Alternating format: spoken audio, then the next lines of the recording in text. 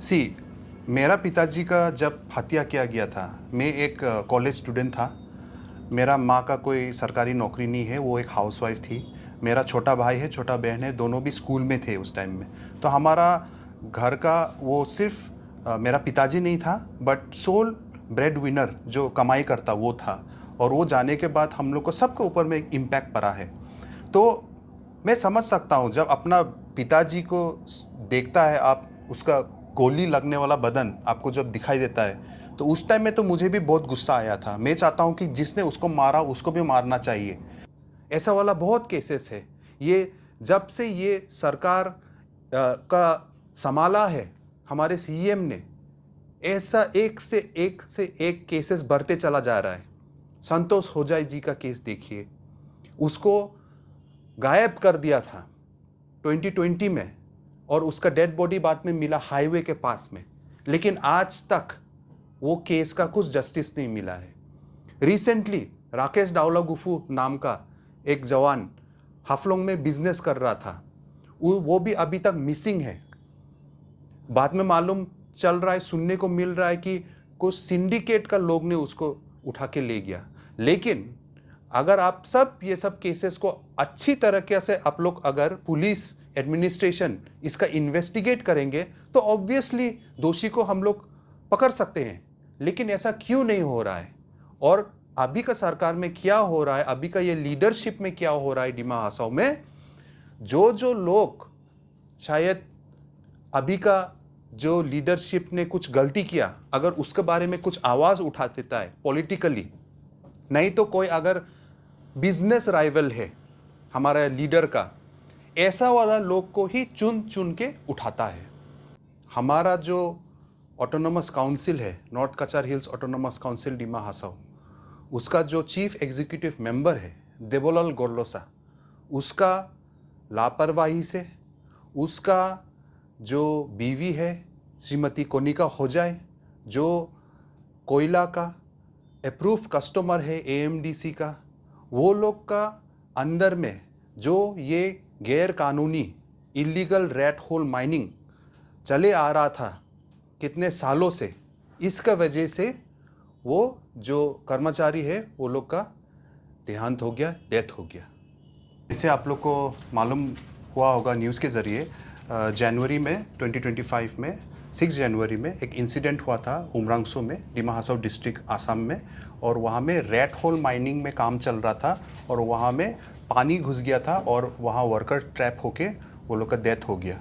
And पहले तो reports में किसी को मालूम नहीं था कि कितना वर्कर्स है। बाद में 9 डेड बॉडीज़ निकला उधर से। लेकिन ये सब क्यों हुआ? क्योंकि वहाँ में इलीगल रैट होल माइनिंग चल रहा था बहुत सालों से। और वो सिर्फ एक इलीगल माइन नहीं था, वहाँ हंड्रेड्स के ऊपर मतलब इलीगल माइन ऐसा चल रहा था।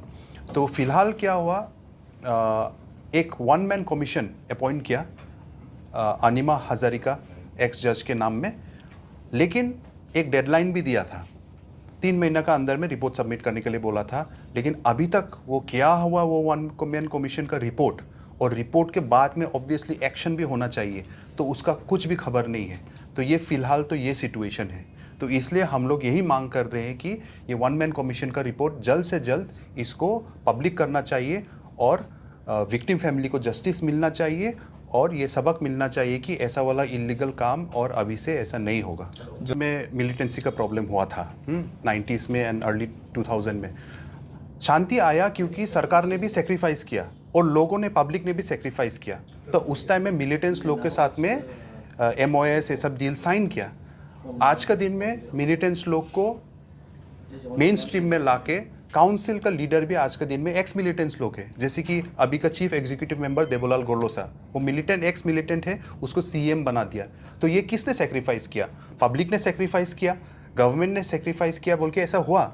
लेकिन क्यों अशांति फिर आ रहा है? अगर एक्स मिलिटेंट लोग फिर अपना जो व्यवहार है अभी मिलिटेंट्स का जैसा अब एक्ट करेंगे, व्यवहार करेंगे, तो कैसा शांति होगा? तो अभी क्या हो रहा है हमारा डिस्ट्रिक्ट में, डिमा हासाओ डिस्ट्रिक्ट आसाम में, मिलिटेंट्स लोग पॉलिटिशियंस तो बन गए, लीडर तो बन गए, काउंसिल वो लोग का पावर में आ गया, लेकिन as a dictator, as militant लोग का जो खराब आदत था, कुछ जो वायलेंस करते थे, वो फिर वो लोग ने चालू कर दिया है। तो इसलिए आज के दिन में डिमा हासाओ में बहुत सारा लोग का किडनैपिंग हो जाता है, मिस्टीरियसली डेड बॉडी मिलता है और ऐसा वाला चीज़ हो रहा है।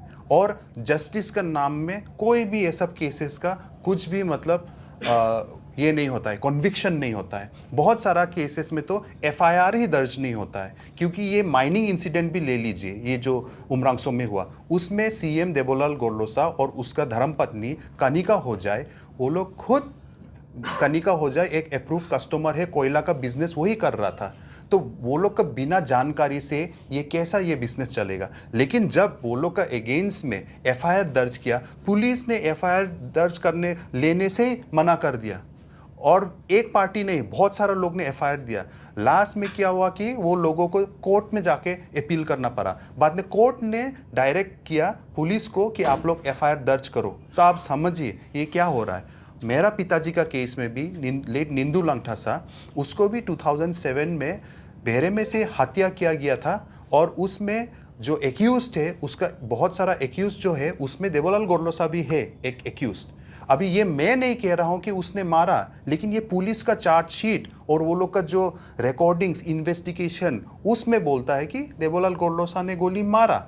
लेकिन आज के दिन में क्योंकि देवोलाल गोरलोसा को एक कॉन्स्टिट्यूशनल, एक powerful chief executive member post में रखा है, तो क्या होता है, जब मेरा ट्रायल चल रहा था मेरा पिताजी का मर्डर केस का, तो पब्लिक प्रोसिक्यूटर जो हमें रिप्रेजेंट कर रहा है, उसको क्या करता है कि हमारा काउंसिल में एक nominated member of autonomous council ये पोस्ट दिया जाता है। और उसके बाद में 3 महीना के बाद में जब जजमेंट आता है तो सबको एक्विट कर देता है, सबको बाइज्जत बरी हो गया मतलब सब।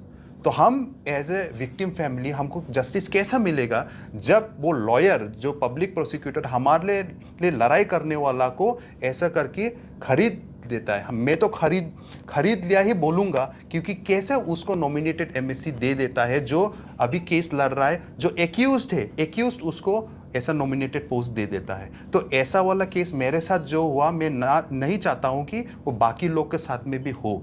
और ऐसा अभी बहुत सारा ऑनगोइंग केसेस चल रहा है, जवान लड़का लोग, बिजनेसमैन लोग, वो लोग गायब हुआ है, लेकिन किसी का डेड बॉडी मिला है, लेकिन जस्टिस किसी को नहीं मिला। और अगर ऐसा होते ही जाएगा तो जो अशांति एक समय में था, धीरे धीरे अशांति बढ़ रहा है।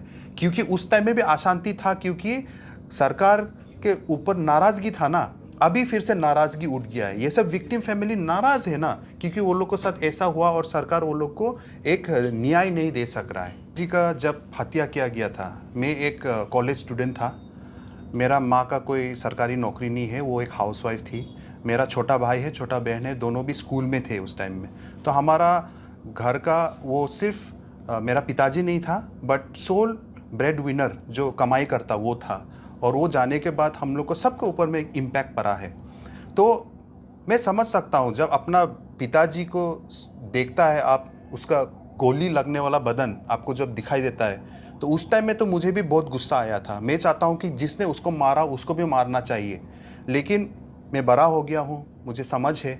एंड आज के दिन में मैं कोई भी ऐसा वाला केस को मैं एक ह्यूमन, मैं एक मनुष्य के नज़र से देखता हूँ। मुझे तो नहीं चाहिए कि मतलब डेथ के वजह में डेथ दो, ये मैं नहीं बोलूँगा। बाकी लोग का राय अलग हो सकता है। तो मुझे नहीं चाहिए कि किसने मेरे पिताजी को मारा उसको भी डेथ सेंटेंस मिलना चाहिए। मैं इतना तक भी मेरे पर्सनल मानना है, ठीक है। पर्सनली मैं नहीं भी चाहता हूँ कि वो लोग को लाइफ सेंटेंस भी दे दो, क्योंकि ये जो जिसने मारा है उसका भी आज बच्चा होगा, बीवी होगा, कोई होगा। लेकिन कुछ तो पनिशमेंट होना चाहिए ना। मैं बोलता हूँ कि एक दिन के लिए जेल में भी रखो, मुझे शांति मिल जाएगा। एक दिन के लिए भी, उसके बाद छोड़ दो। एक महीना भी नहीं चाहिए, एक दिन के लिए भी।